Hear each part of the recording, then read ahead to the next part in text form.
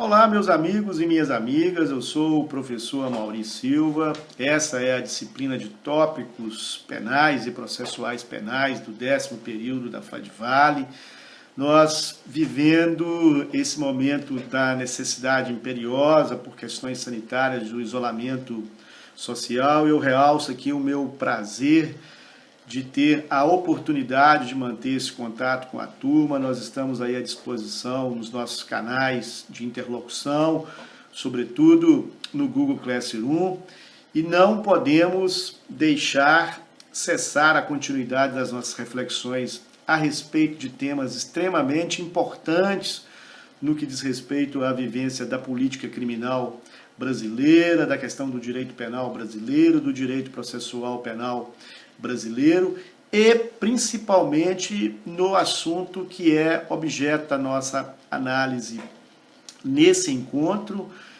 que diz respeito à sanção e à vigência recente, ainda em dezembro de 2019, da chamada Lei Anticrime, que foi resultante do processo legislativo, do chamado pacote anticrime apresentado pelo Poder Executivo ao Congresso Nacional, resultando então na Lei 13.964 de 2019, que impacta de maneira extremamente intensa o cenário penal brasileiro. Eu digo para vocês assim, sem a menor dúvida e sem o menor receio de errar, que talvez seja a modificação mais candente na área penal desde a reforma penal e a introdução da Lei de Execução Penal no Brasil no ano de 1984.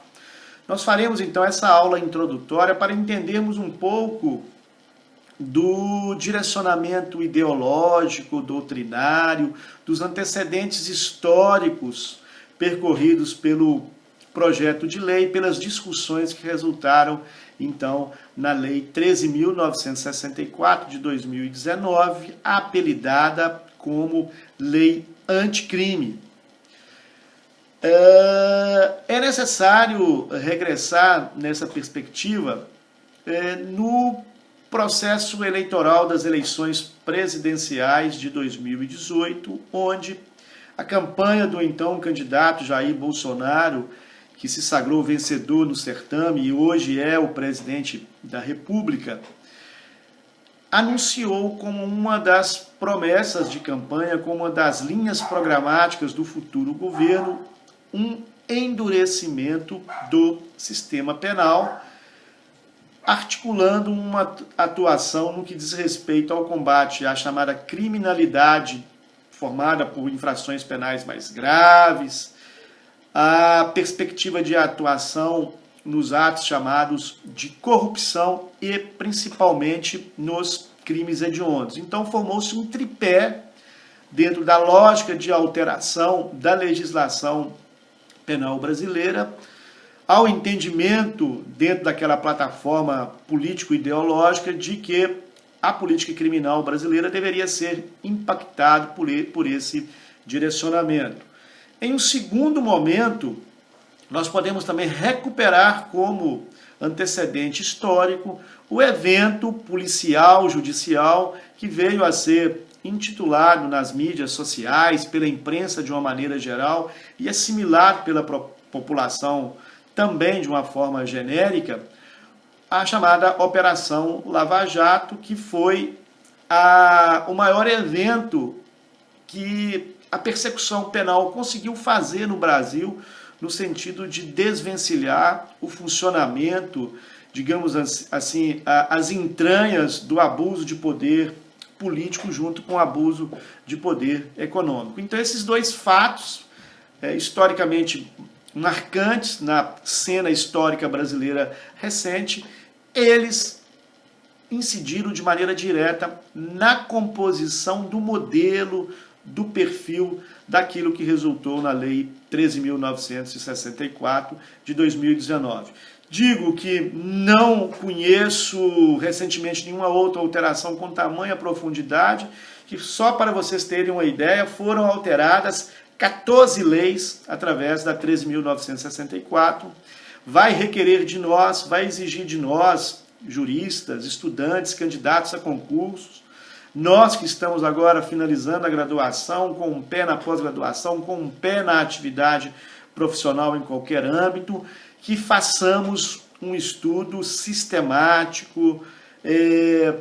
colocando por tópico os assuntos para uma melhor visão e a melhor compreensão do ambiente da Lei 13.964 de 2019. Ninguém vai ficar salvo disso, seja do ministro do Supremo Tribunal Federal a agora um estudante de graduação que está finalizando essa etapa noviça, essa etapa de pontapé inicial, essa etapa de start, ele vai se impactar com relação à mudança pela profundidade que tem. Dentro desses 14 diplomas legais que foram alterados, obviamente que as mudanças de maior densidade vão se fazer sentir no Código Penal, no Código de Processo Penal, na Lei de Execução Penal, no Código Eleitoral e também na Lei 8.072/90, que é a Lei dos Crimes Hediondos. Se nós colocássemos esses dois eventos, esses dois fatos aqui noticiados como antecedentes históricos, é importante fazer esse recorte para que nós entendamos uma certa esquizofrenia da política criminal brasileira a partir do advento da Lei 13.964, porque nós ficamos numa sensação de perplexidade sem entender muito qual que foi a linha de política criminal adotada pelo modelo da 13.964. Na realidade, o que se travou, o que se fez, muito em função desses dois ângulos de antecedentes históricos, é a política criminal brasileira sob um modelo esquizofrênico, ora atuando um tanto quanto ao perfil do lei e ordem, da tolerância zero, do direito penal simbólico, aquele direito penal que quer interferir na mudança dos tipos penais, no endurecimento da legislação penal, abrindo-se mão de tocar nas causas imediatas do fator criminógeno e também, por um outro viés, num outro sentido, nós vamos identificar um movimento que foi estabelecido dentro de uma perspectiva do garantismo penal. Tanto é que nós podemos falar que o projeto trouxe, pela primeira vez na legislação processual penal brasileira, a audiência de custódia. O projeto que resultou na Lei 13.964 de 2019 também reforça o entendimento de que o nosso modelo e nosso sistema processual penal é o sistema acusatório. Essa fisionomia da 13.964, ela é fruto da vivência, da experiência que o projeto teve até o momento em que ele foi elaborado, principalmente sob a liderança do ministro Sérgio Moro, e apresentado ao Congresso Nacional, e lá naquele ambiente legislativo foi feito um movimento de enxerto na legislação que era um tanto quanto que severa, para que, a partir da compreensão de que havia um ruído, né, um certo esfacelamento das relações entre o campo político e o campo da persecução penal, lê-se polícia, Ministério Público e Judiciário, buscando ali, então, naquele momento em que o projeto tramita pelo Congresso Nacional, a criação de alguns antídotos no sentido de diminuir ou então de buscar uma responsabilidade por assodamento a esses agentes, a esses atores que num determinado movimento fizeram uma presença maciça dentro da Operação Lava Jato, que teve por alvo e conseguiu se estender em incidência em relação à classe política. Fruto disso, né, e em paralelo a 13.964, nós tivemos um pouco antes a Lei 13.689 de 2019, que é a lei do abuso de autoridade, que partiu de uma premissa da criação de tipos penais ofensivos à taxatividade, crimes de hermenêutica, visando dar uma resposta de conteúdo político do Congresso Nacional àquelas manifestações que, evidentemente, a gente tem que reconhecer que em determinado momento foram excessivas, foram passíveis de críticas contundentes, levaram à afetação de postulados e de princípios constitucionais caros, como a ampla defesa, o contraditório, a presunção de não culpabilidade. Não podemos deixar de reconhecer que em determinado momento a chamada Operação Lava Jato, ela se politizou em excesso. Seria impossível pensar um movimento daquele sem uma parcela de politização, mas em determinado momento houve uma politização em excesso, até mesmo uma partidarização em excesso. Resta evidenciado aí pelas revelações posteriores que foram trazidas à luz pelo site The Intercept Brasil, mostrando realmente meandros da atuação daqueles agentes principais que não eram condizentes com o Estado democrático de direito, nem mesmo com o modelo acusatório. Então, o ruído de resposta do Congresso Nacional, ele é compreensível sob essa ótica, sob esse prisma. E aí nós tivemos então um binômio, né? Ao mesmo tempo que nós atuamos pelo projeto inicial, pela redação inicial, apresentada pelo governo federal, dentro de uma lógica de lei e ordem, endurecimento do sistema de direito penal simbólico, em contrapartida nós tivemos a mitigação dentro do Congresso Nacional com a criação de alguns instrumentos que são muito próximos ao garantismo penal. Por isso que eu chamo que a nossa política criminal, no momento de política criminal, é esquizofrênica. Nós não sabemos em que direção tomar. Olha, eu não estou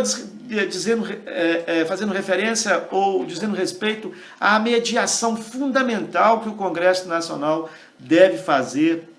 em uma república, principalmente com a caixa de ressonância principal da sociedade. Obviamente que uma proposta vinda de qualquer legitimado a apresentar proposições em termos de legislação penal deve receber no Congresso Nacional o seu aperfeiçoamento, o seu aprimoramento. Mas nós percebemos nitidamente duas direções. E vou dar um exemplo. Se você imagina, meu caro amigo, minha cara amiga, que o artigo 492 do Código de Processo Penal hoje, com a redação da Lei 13.964, impede que nós tenhamos respaldo do princípio do duplo grau de jurisdição e mesmo da execução provisória da pena para aquele condenado a pena igual ou superior a 15 anos de reclusão. Simultaneamente, nós temos a audiência de custódia no sentido contrário. Então,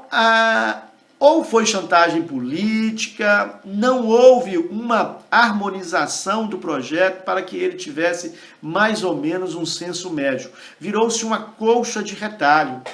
E principalmente com um revisionismo pelo Congresso Nacional, e aí também nesse ponto, com os ajustes trazidos no projeto inicial do governo federal, para se fazer um revisionismo indevido às posições majoritárias do Supremo Tribunal Federal. Digo isso, por exemplo, com o reconhecimento até mesmo em súmula vinculante, a súmula vinculante 26 e outros pronunciamentos do Supremo, no sentido de se reconhecer o cumprimento de pena em regime integralmente fechado como uma premissa inconstitucional, por malferir às escâncaras o princípio da individualização da pena, o princípio que limita a imposição de penas cruéis. O modelo da Lei 13.964 faz ressurgir como fênix uma nova abordagem de revisitar as decisões do Supremo Tribunal Federal. O que não é assim, de modo algum, conveniente para uma república onde exista o funcionamento adequado dos poderes independentes e harmônicos entre si, pois esse atravessamento é um sintoma muito claro, muito preciso, de que nós, por um lado, se temos um ativismo judicial por inércia ou mesmo pelo fato que o Congresso Nacional, o Parlamento, não entenda ainda que o momento oportuno politicamente para tratar de determinado tema faz surgir o avanço do Poder Judiciário, mas, ao mesmo tempo, quando o Poder Legislativo, em sintonia com o Poder Executivo, faz aprovar uma lei que no seu enunciado, ou pontos de uma lei que no seu enunciado se impacta de maneira frontal com uma posição relativamente recente da Corte Suprema, nós caminhamos para o reconhecimento de um estado de anomia. Então, essas características iniciais, introdutórias do projeto de lei e também da Lei 13.964 são importantes como esse aporte de saída para que nós possamos compreender na sequência os diversos itens que têm que ser estudados, obviamente, de acordo com a sua separação, para que tenhamos todos um proveito pedagógico o mais próximo do ideal, ok? Continuaremos, então, nos próximos encontros a fazer a análise dos tópicos importantes dessa Lei 13.964, que vai ser fundamental para o aperfeiçoamento na preparação de concurso, para finalizar a graduação, para início de pós-graduação, para as atividades, quer seja como delegado de polícia, autoridade policial, autoridade judiciária, Ministério Público, Defensoria Pública, Advocacia, enfim, para que nós